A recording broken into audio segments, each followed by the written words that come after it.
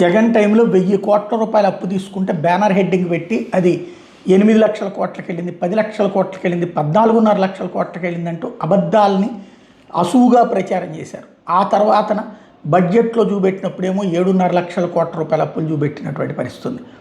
అదే సందర్భంలో కాగైనా ఎవరిదైనా ఇట్లాగుందనేసి జగన్ అనేకసార్లు చెప్పినా చెప్పుకొచ్చారు. తర్వాత వీళ్ళే 10 లక్షల కోట్లు అన్నటువంటి మాట 14.5 నుంచి 10కి తగ్గించారు. తర్వాత రికార్డులో ఇంకో రకం ఉంది, అది పక్కన పెడితే ఇప్పుడు ప్రతి వారం అప్పు చెయ్యక తప్పట్లేదు. ప్రతి నెల ఇది మరొకసారి సాక్షి రాసుకొచ్చింది. ఇప్పుడు ఈనాడు జ్యోతి రాయట్లేదు. చంద్రబాబు ప్రభుత్వం మంగళవారం అప్పుల పరంపరను కొనసాగిస్తుంది. ఇందులో భాగంగా వచ్చే మంగళవారం మరో 4,600 కోట్లు అప్పు చేయబోతుంది. ప్రభుత్వ సెక్యూరిటీ వేలం ద్వారా ఈ మొత్తాన్ని రిజర్వ్ బ్యాంక్ ఆఫ్ ఇండియా సమీకరించి రాష్ట్ర ప్రభుత్వానికి ఇవ్వనుంది.